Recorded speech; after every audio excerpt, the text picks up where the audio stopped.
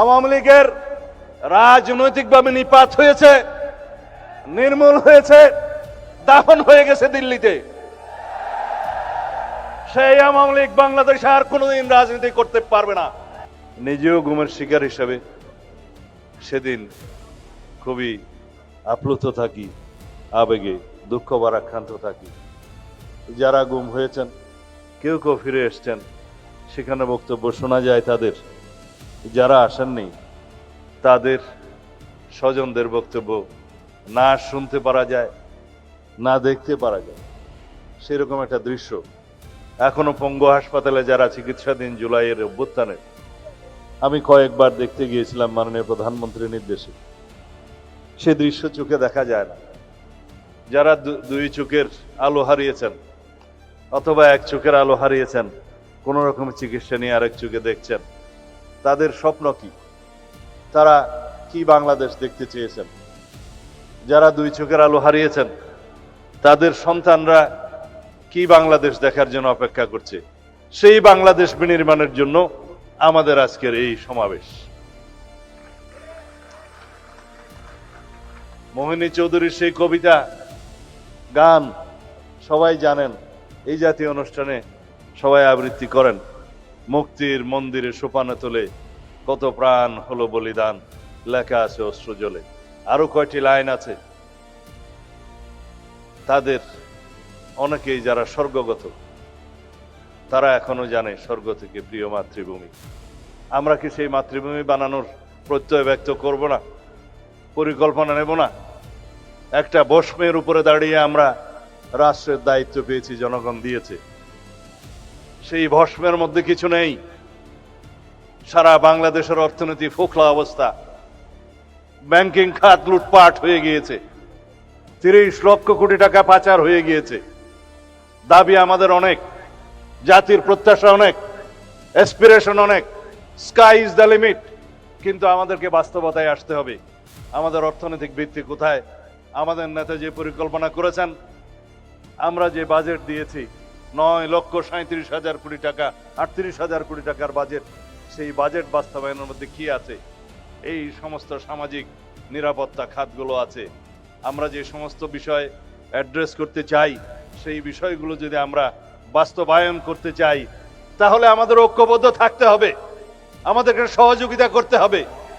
আমরা শুধু চাই চাই আর চাই করতে পারবো না। আমাদের প্ল্যান আছে, আমাদের পরিকল্পনা আছে, কিন্তু আমাদের সেই আর্থিক সামর্থ্য অর্জন করার জন্য আমাদেরকে সময় দিতে হবে। সেই পরিকল্পনা বাস্তবায়নের জন্য নেতৃত্বের হাতকে শক্তিশালী করতে হবে। আমি যেহেতু জুলাইয়ের উপরে কথা বলতে এসেছি, কিছু পর্দার আড়ালের কথা আজকে অবমুক্ত করতে চাই। আমি, আমার নেতা জনাব তারেক রহমান, দুজনেই আমরা নির্বাসিত ছিলাম। আল্লাহর কি মহিমা, যদি আমরা নির্বাসিত না থাকতাম, হয়তো এই জুলাইয়ের মতো একটা অভ্যুত্থান সফলভাবে সমাপ্ত করা সম্ভব হতো না। এটাই হচ্ছে পর্দার অন্তরালের কথা। কোনোদিন আমরা ঘুমাইনি। 24টা ঘন্টা কোঅর্ডিনেশন করে আমাদের নেতা কর্মীদেরকে বিভিন্নভাবে আমরা অর্গানাইজ করে এই জুলাই যোদ্ধাদের সম্মুখে রেখে অরাজনৈতিক পরিচয়ে এই আন্দোলনের একটা পর্যায় পর্যন্ত আমরা নিয়ে এসেছি। 3 তারিখ 4 তারিখে আমরা যখন নৈতিক সমর্থন প্রদান করি, তারপরের থেকে বিশ্ববিদ্যালয়ের শিক্ষকদের একটা আন্দোলন ছিল, সেখানে সমর্থন দিয়ে তারপরের থেকে যেদিন আমরা 16ই জুলাই পর্যন্ত পৌঁছালাম, সেদিন আমার নেতা বলেছেন, দফা 1, দাবি 1, স্বৈরাচারের পদত্যাগ। অন্য কোনোভাবে এই সমস্যার সমাধান হবে না। আজকে যারা জুলাই যোদ্ধাদের নেতৃত্ব দাবি করেন, তাদের অনেকেই সেদিন বলেছিল আমাদের কোনো রাজনৈতিক দাবি নাই, আমাদের দাবি বৈষম্যহীন এই ছাত্র আন্দোলনের দাবি, গোটা বৈষম্য দূর করতে হবে, সেটাই ছিল তাদের বক্তব্য। আমরা ধীরে ধীরে আমরা জানি স্বৈরাচারকে গদিতে রেখে বৈষম্যহীনতার বাংলাদেশ প্রতিষ্ঠা করা যাবে না। তাদেরকে আমরা বোঝাতে সক্ষম হয়েছি, কিন্তু তাদের সেই সাহস ছিল না। আমরা রাজনৈতিকভাবে সমগ্র বাংলাদেশের সকল মানুষকে ঐক্যবদ্ধ করে শত সহস্র শহীদের রক্তের এই স্রোতের মধ্য দিয়ে আমরা এই জায়গায় এসেছি আজকে।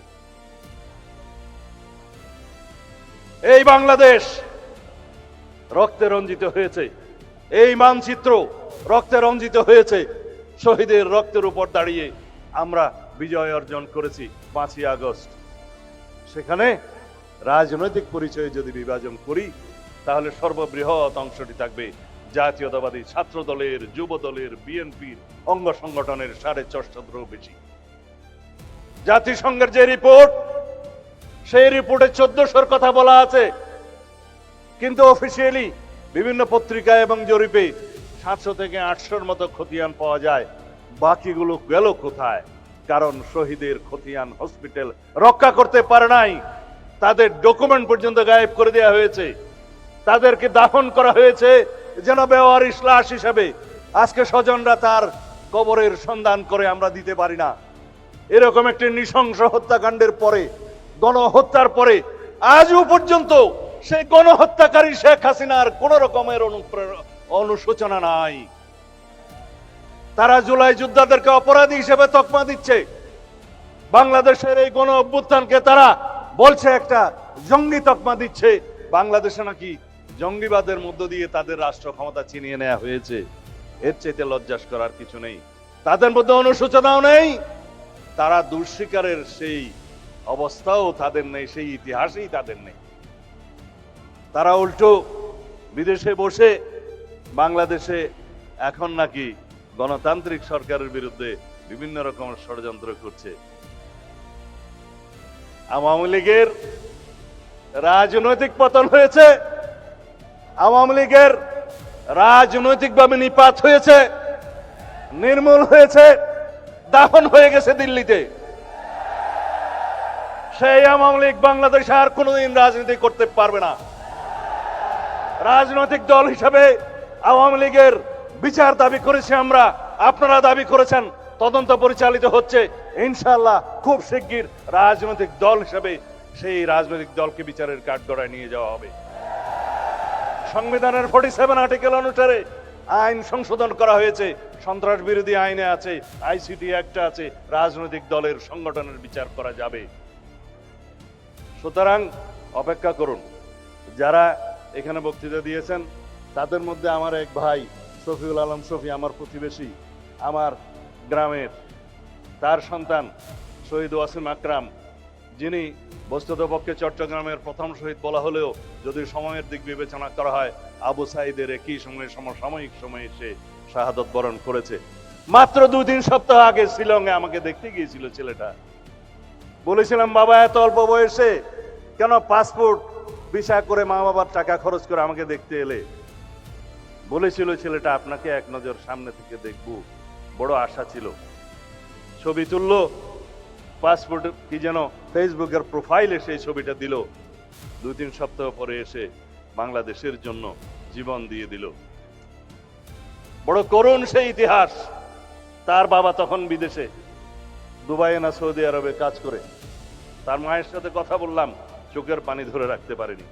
সে আজকে বলল যে শহীদের বিচার করুন আগে, আমরা দেখতে চাই এই দেশে প্রত্যেকটা খুনের বিচার হয়েছে। প্রিয় শফির উদ্দেশ্যে বলতে চাই, সবার উদ্দেশ্যে বলতে চাই, মানে প্রধানমন্ত্রী আমাদের নির্দেশ দিয়েছেন একটু বিচারের কি অবস্থা খোঁজখবর নেন, আপনার বক্তৃতায় বলবেন। আমি, আপনারা নিশ্চয়ই জানেন, এগুলো শুধু স্মরণ করিয়ে দিচ্ছি। 5টা খুনের, গণহত্যার, মানবতা বিরোধী অপরাধের মামলার রায় হয়েছে ইতিমধ্যে। বিচারাধীন মামলা আছে 27টা এবং তদন্ত প্রায় শেষ পর্যায়ে 72টা মামলা। শহীদ আবু সাইদের মামলায়, প্রথম মামলায় 2 জনের ফাঁসি হয়েছে। ভাইস চ্যান্সেলর সহ সেই বিশ্ববিদ্যালয়ের অন্যান্যদের বিভিন্ন মেয়াদে সাজা হয়েছে। প্রথম মামলার রায় হয়েছে গণহত্যার। আপনারা সবাই জানেন, শেখ হাসিনা, তার সাবেক স্বরাষ্ট্রমন্ত্রী আসাদুজ্জামান কামাল,